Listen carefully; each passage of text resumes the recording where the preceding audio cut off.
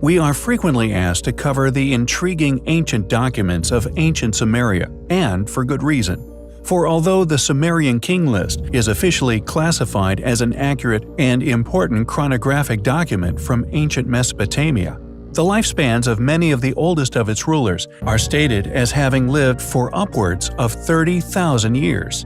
Furthermore, there is a noticeable steady decline in the duration of these rulers' lives. This gradual decline, when seen in its complete translated form, if of course it is indeed an accurate documentation of history, displays a clear example of devolution over many thousands of years. It lists a long succession of cities in Sumer and the surrounding regions.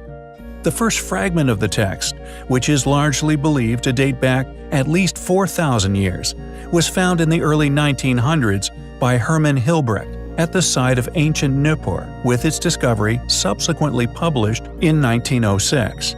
Since Hilbrecht's discovery, at least 18 other fragments of the list have been found, most of them dating from the second half of the Isin dynasty. Yet this controversial claim of past rulers' ages is a reoccurring theme with many of these fragments, reiterating these incredibly long lifespans. Furthermore, intriguingly, the Epic of Gilgamesh, perhaps the most famous, still surviving contribution to world history dating back to Mesopotamia, is depicted as nothing short of a giant.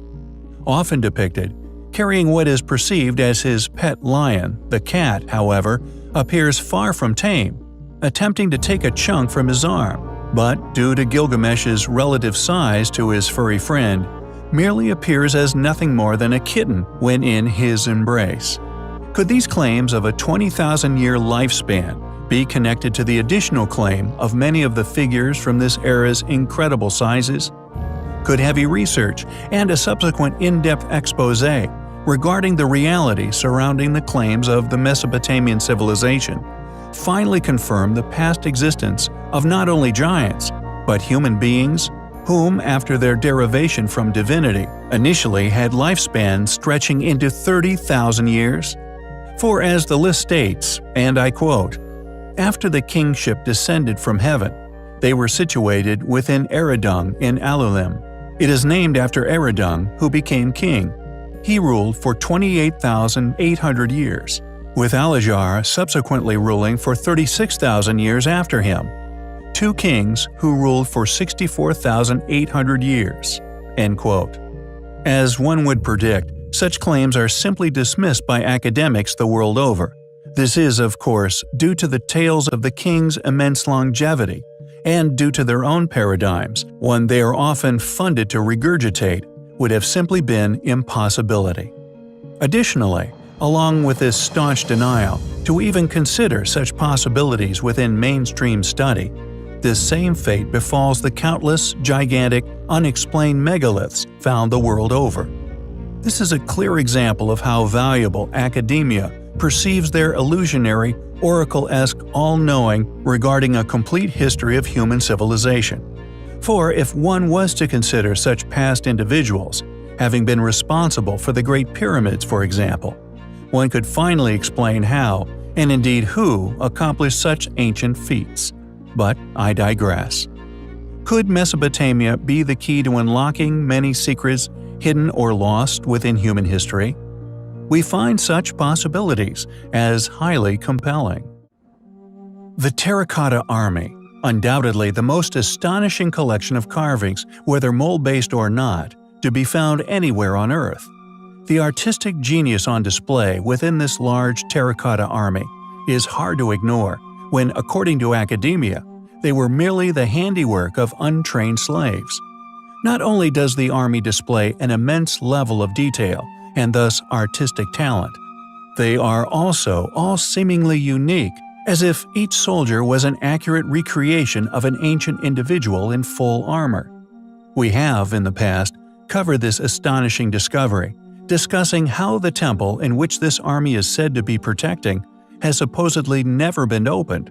This even though, upon excavating the original entranceways, sophisticated crossbows tipped with poisoned arrows were found left each on a butterfly trigger like something straight out of an Indiana Jones movie.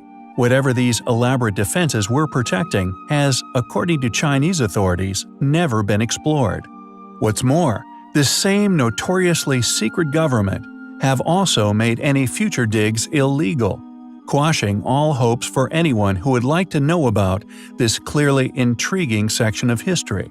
However, these incredible features, along with the soldiers' average giant sizes, were not the only area of study we have explored regarding the Army. In our first video regarding the amazing sight, we explored the highly mysterious monoatomic pigment that was found on many of the statues, popularly known as Han purple. This astonishingly complex pigment, although apparently sourced and manufactured in enormous amounts by a far less capable, more primitive ancestor, was not fully understood until the 1990s. A pigment that, according to scientists who have studied it, exhibits characteristics of, quote, an element of a lower dimension, end quote, and as such, according to mainstream paradigm, is an incredibly difficult artifact to explain. Yet, Han purple is not the only incredible, highly enigmatic pigment dating from a now lost antiquity. There also exists another, no less impressive pigment, which is highly likely to have originated within the now lost civilization we like to call the Pyramid Builders. Known as Egyptian blue, this marvelous pigment was found during an investigation by the British Museum. The Parthenon marbles, also known as the Elgin marbles, are a collection of classic Greek marble statues, whose history, although heavily documented, display upon their surface not only evidence of an advanced ancient knowledge, most probably a leftover, still in circulation within top masons and sculptors around the time of the statue's creation. But this pigment, found during an in-depth investigation of the marbles, to discover whether they were once painted or not, was found in varying quantities upon their varying features, not only subsequently proving beyond doubt that the statues were indeed once painted, but like that of Han purple within China, Egyptian blue also has a highly curious characteristic discovered by modern technology. It is not only the sole surviving pigment on the statues, but is only visible within the infrared spectrum, a band invisible to the human eye. Made under the supervision of the architect and sculptor Phidias and his assistants. The origin of the pigment, however, just like that of Han purple, is unknown. Where did the knowledge for creating this pigment come from? Why is it now lost? Why does it emit colors invisible to the modern man's eye? We find not only Egyptian blue's infrared characteristics, but also Han purple's intriguing dimensionally deficient resonance as highly compelling.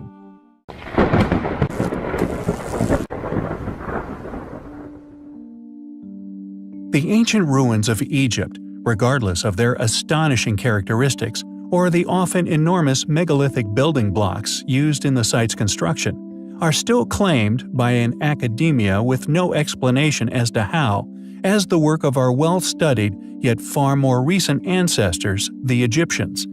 It is one of the most crucial ancient locations when it comes to exposing the conspiratorial nature of academia, a denial of the obvious by those who were faithfully tasked with explaining the origins of said sites, or indeed how said sites were created. Any of these long-awaited answers, however, remain elusive, for in reality, no one knows who built the ancient pyramids of Giza, how they did it, when they did it, or indeed why. We simply cannot explain how these feats of engineering and architecture were accomplished. For although such ruins are claimed as a particular group's work, there is no logical reasoning that can be provided to confirm this claim. Additionally, there are many other, no less gigantic megalithic blocks which can be found throughout Egypt, often found used within the many temples, but also seen buried, concealed within the foundations, which make up part of the floor at the pyramid's bases. And Dendera Temple is of no exception. We have covered the temple in the past, focusing on an intriguing depiction which many have come to conclude depicts a lost lighting technology. Some individuals have now created working replicas of this intriguing device. We have also covered the steps found within the temple, These steps appear to have been melted at some point in the past, rather than simple entropy. The temple, however, possesses many more inexplicable secrets, all concealed from the majority of Earth's population by a field of study that firstly lacks any demonstrative evidence, but also due to the evidence which one can mount to support the positive past stone-cutting power technology having once existed.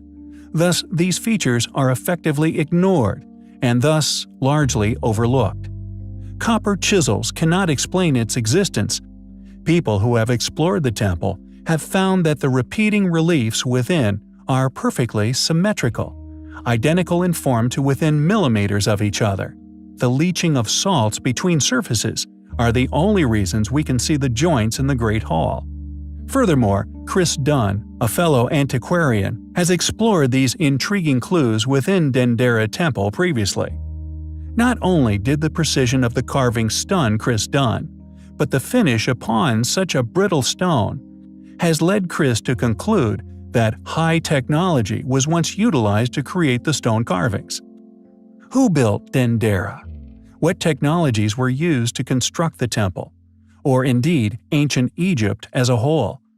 Dendera is undoubtedly a jewel in the crown, a now lost antiquity, one which we find highly compelling. We regularly cover the countless gigantic ancient megaliths, which can fortunately still be found within the ruins of antiquity all over the world.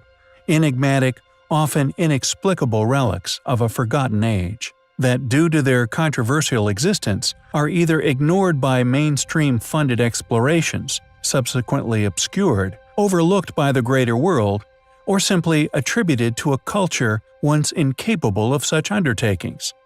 Once one is presented with the facts regarding these building blocks, their weights, the precision of the original execution, and the many other characteristics which elude academic explanation, it is easy to see why an academic world who continue to refuse even the smallest consideration in regards to the possibility of a lost chapter of human history. This regardless of the fact that said artifacts are rather ironically all undeniable evidence for their existence. One cannot only discover the motivation behind such denials, but the many tactics used to dodge such areas of study. For not only do we regularly explore these incredible megalithic legacies, but they are all too often attributed to a more recent, permitted, and thus funded, subsequently well-studied periods of ancestry. And our next item of interest is of no exception.